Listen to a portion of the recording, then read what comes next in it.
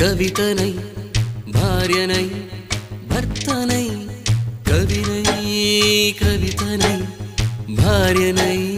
భర్తనై మల్లెల దారిలో మంచు ఎడారిలో మల్లెల దారిలో మంచు ఎడారిలో పన్నీటి జయగీతాల కన్నీటి జలపాతాల నాతో నేను అనుగమిస్తూ నాతో నేనే రమిస్తూ